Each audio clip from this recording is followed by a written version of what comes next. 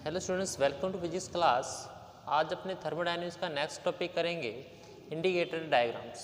ठीक है, इसके अंदर क्या होता है कि work done by thermodynamic system. ठीक है, यानी थर्मोडायनेमिक सिस्टम या ऊष्मागतिकी निकाय के अंदर जो भी मैं काम करता हूँ, जो भी मैं वर्क करता हूँ, उस वर्क के लिए एक ग्राफ बनाए जाते हैं, डायग्राम्स बनाए जाते हैं। ये डायग्राम या ग्राफ्स उनके पाथ को शो करता है तथा किस प्रकार उसके अंदर कौन सी चीज़ कांस्टेंट हो रही है और कौन सी चीज़ वेरी कर रही है, ये सब इंडिकेटर डायग्राम के अंदर अपने बताते हैं। ठीक है, तो देखो सबसे पहले मैं शुरुआत करता हूँ कि मेरे पास ये कोई अपने पास इस प्रकार से बर्तन है, इसके अंदर कोई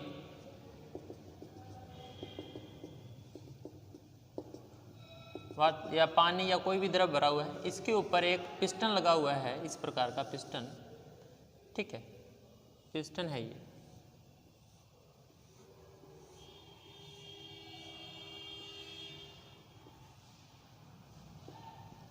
जब मैं इस पानी को गर्म करता हूँ किसी भी तरीके से या हीट के माध्यम से मैं इसको गर्म करूँ, ठीक है, हीट के माध्यम से इसको गर्म करता हूँ, तब क्या होता है कि ये जो वाटर है ये वेपोराइजेशन में चेंज होता है, या इसके अंदर कोई गैस भरी, मान लो जी गैस है, गैस मानो, अब वाटर ज़्यादा सूटेबल नहीं रहेगा, गैस मानो, इसको मैं गर्म करता हूँ तो इस गैस का क्या होगा, प्रसार होगा।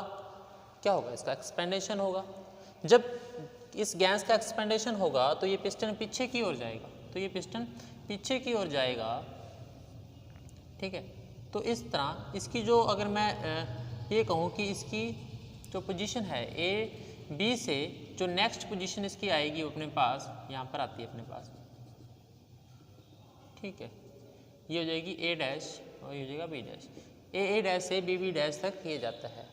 ठीक है, तो इस प्रकार से जो डिस्प्लेसमेंट होती है वो मैं मानता हूँ डी एक्स डिस्प्लेसमेंट होती है इस पिस्टन की, जब मैं अपने पास इसको हीट देता हूँ या इस गैस का प्रसार करवाता हूँ। अच्छा, मेन बात ये है कि जब मैं इसके लिए ग्राफ बनाता हूँ, देखो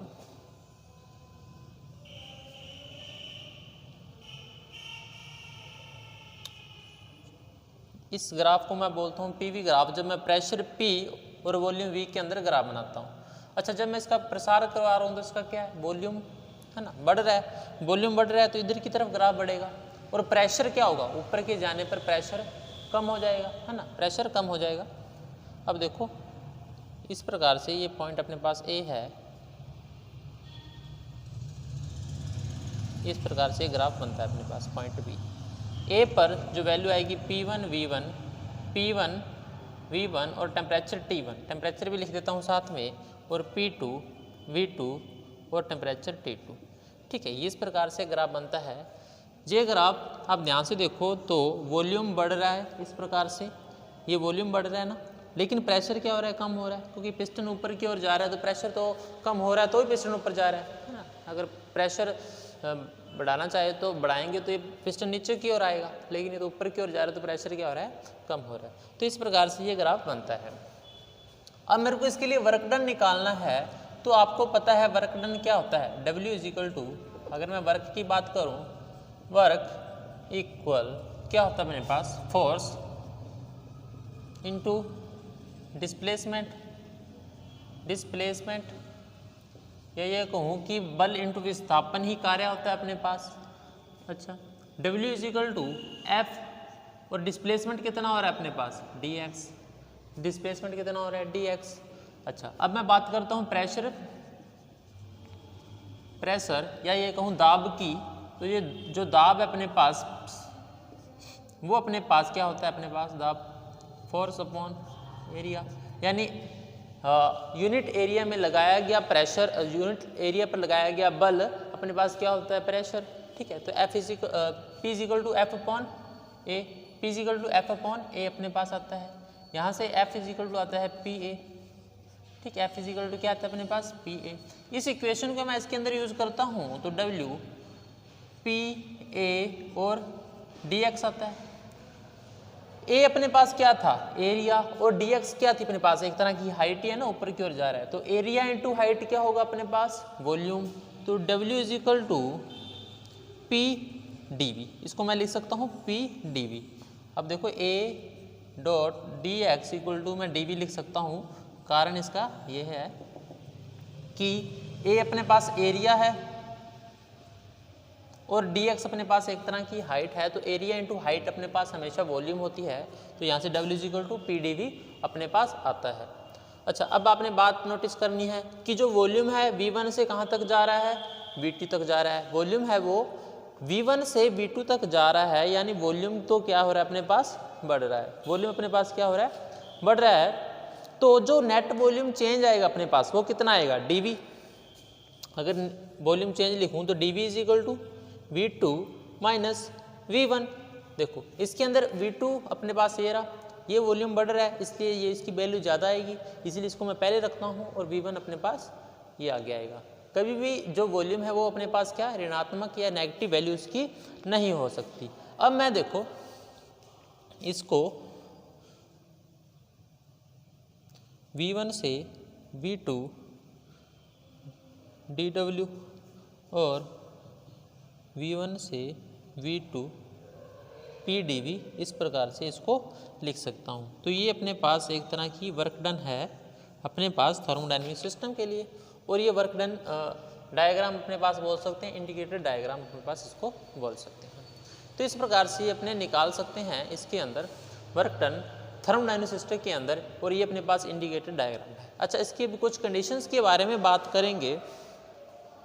कंडीशन कुछ इस प्रकार से है कि अगर इसके अंदर मैं एक स्मॉल एरिया ले लेता हूँ इतना, ठीक है, इतनी स्ट्रिप ले लेता हूँ, इस स्ट्रिप का मेरे को पता है कि जिस स्ट्रिप की जो विड्थ है अपने पास कितनी है, P। इस स्ट्रिप की जो विड्थ अपने पास क्या है, P, ठीक है, इसकी विड्थ P नहीं, मैं हाइट P मानता हूँ, और अपने पास जो इसका जो विड्थ है अपने पास वो है dV, ठीक है, P dV।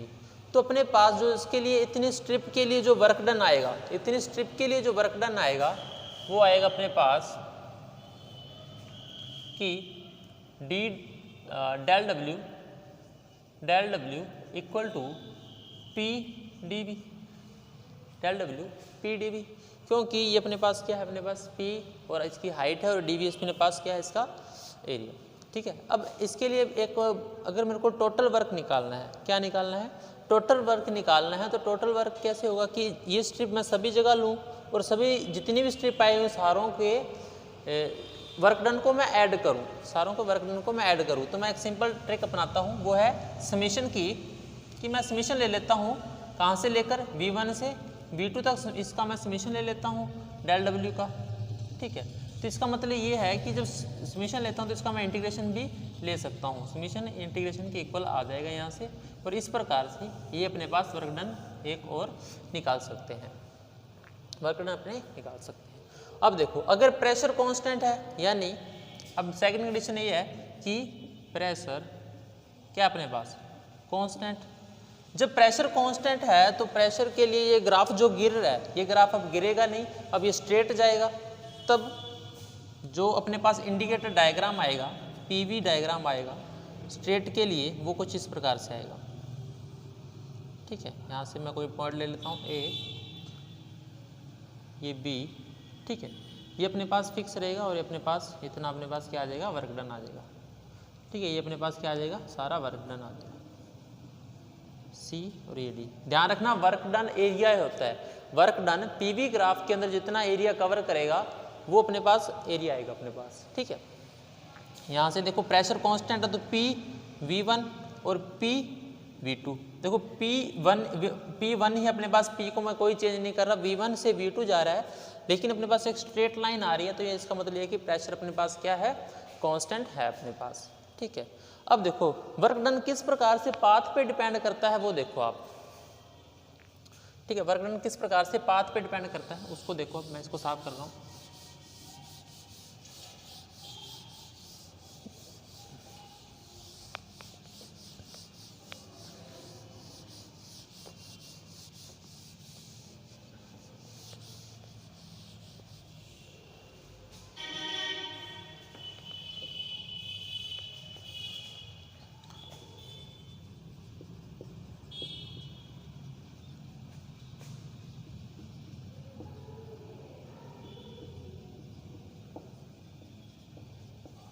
अच्छा, पाथ पे डिपेंड किस प्रकार से करता है, इस वर्क डन के लिए मैं ग्राफ बनाता हूँ। देखो देखो पहले की तरह एक मैं इसके अंदर क्या मानता हूँ, एरिया मानता हूँ, मतलब ये वर्क डन है, टोटल वर्क डन अपने पास। अब देखो ये मान लो ए पॉइंट है, मुझे ए से पॉइंट बी तक जाना है, ए से पॉइंट बी तक जाना है। तो ए से पॉइंट बी तक जाने के मेरे पास तीन तरीके हैं, या तो मैं सीधा चला जाऊँ, ठीक है, या मैं ऐसे चला जाऊँ, या मैं ऐसे चला जाऊँ। तो इसको मैं लिखता हूँ मार्ग फर्स्ट या पाथ फर्स्ट, इसको लिखता हूँ पाथ सेकेंड, और इसको लिखता हूँ पाथ थर्ड, पाथ थर्ड, ठीक है। और मैं देखो इसको अगर ए ऐसे लिखो, ए बी सी और डी, यानी मेरे को ए से सी तक जाना है, तो मेरे पास कितने ही मार्ग है, ठीक है। अब देखो वर्क डन मैं किस प्रकार से निकालता हूँ, ये सी है अपने पास, और इसको लिखता हूँ ई, और इसको लिखता हूँ एफ। अब देखो अगर मैं वर्क डन फर्स्ट निकालूँ, यानी ऐसे निकालूँ, देखो देखो ए से बी जाऊँ फिर मैं सी जाऊँ, तो जो टोटल वर्क डन आएगा अपने पास ए से सी तक जाने का, ए से बी से फिर सी से फिर ई फिर एफ फिर डी फिर ए, ये अपने पास टोटल वर्क डन आएगा पाथ फर्स्ट के लिए, ठीक है, क्योंकि ये इतना एरिया कवर करेगा, यानी इतना एरिया ये सारा कवर करेगा, यहाँ से लेकर इतना सारा नीचे वाला भी, ठीक है, ये वाला सारा एरिया ये अपने पास ये कवर कर लेगा, ठीक है। इसलिए ये जो सारा पाथ आएगा पाथ फर्स्ट के लिए आ जाएगा। ये मैंने क्या बताया कि जो वर्क डन होता है वो एरिया कवर करता है, उतना ही वर्क डन अपने पास आता है। अब वर्क डन सेकेंड के लिए निकालता हूँ, तब क्या आएगा, तब इतना पाथ कवर होएगा अपने पास, ये वाला नहीं आएगा, इतना वाला, ठीक है, इतना इतना आएगा अपने पास, ठीक है। तो इतना के लिए मैं निकालता हूँ ए सी, ठीक है, ए सी ई एफ डी और ए, तब अपने पास ये वाला एरिया आ जाएगा ए सी ई एफ और डी और ए, ठीक है। अब मैं वर्क डन थर्ड निकालता हूँ, वर्क डन थर्ड निकालूँ तब अपने पास क्या आएगा, ये वाला पाथ आएगा इस प्रकार से, ठीक है, ये पाथ भी आप इस प्रकार से लिख लो। तो A D C E F D इस प्रकार से आएगा, तो देख लो A D E sorry A D C फिर ई फिर एफ फिर डी फिर ए, ठीक है। कुछ इस प्रकार से ये पाथ अपने पास आएगा वर्क डन थर्ड के लिए। तो देखो अलग अलग पाथ है, अलग अलग एरिया कवर कर रहे हैं, तो इस प्रकार से अपने पास आ जाएगा। तो मैक्सिमम वर्क किस में हो रहा है, वर्क डन फर्स्ट में मैक्सिमम वर्क हो रहा है, और सेकंड में उससे कम हो रहा है, लेकिन सबसे कम किस में हो रहा है, वर्क डन थर्ड है, जो अपने पास क्या है, सबसे कम है। इस प्रकार से अपने जो कार्य है अपने पाथ के द्वारा निकाल सकते हैं, ठीक है। अब देखो एक होता है अपने पास जिसको बोलते हैं अपने पास साइकिल प्रोसेस, ठीक है। वर्क इन साइकिल प्रोसेस भी मैं यहाँ पे कर देता हूँ, साथ में ही इसको मैं साफ कर देता हूँ।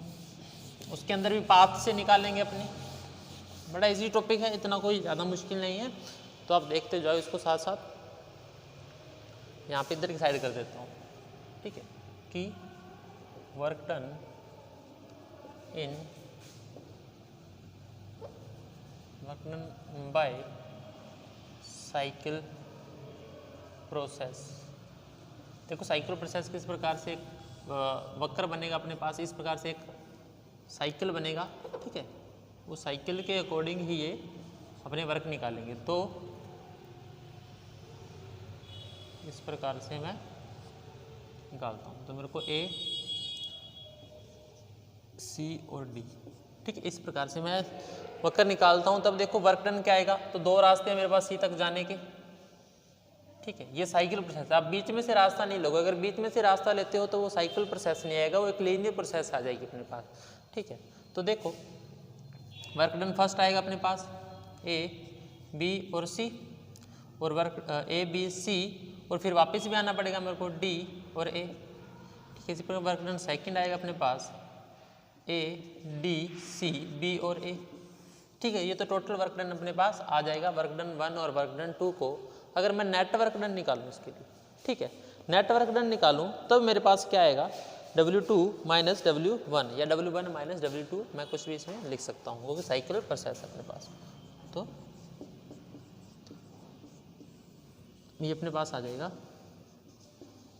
नेटवर्क, इस प्रकार से इंडिकेटर आरेख अपने पास जो बना रखे हैं, सूचक आरेख, इस थर्मोडायनेमिक्स के लिए जो बेसिक कंसेप्ट थे वो अपने पूरा कर चुके हैं। अब नेक्स्ट लेक्चर में अपने, ठीक है, नेक्स्ट लेक्चर में अपने इसके रूल्स पढ़ेंगे थर्मोडायनेमिक्स के, उष्मागति का फर्स्ट नियम पढ़ेंगे, ठीक है, जूल का नियम पढ़ेंगे और बहुत अच्छी प्रोसेसेस आएगी उसके अंदर, ठीक है, उसको सॉल्व करेंगे। तो इसको साथ साथ नोट्स भी बनाते रहें आप, और शायद क्लास स्टार्ट हो जाए अब थोड़े दिनों में, और शायद मंडे से स्टार्ट हो जाएगी क्लास, तो तैयार रहें। धन्यवाद।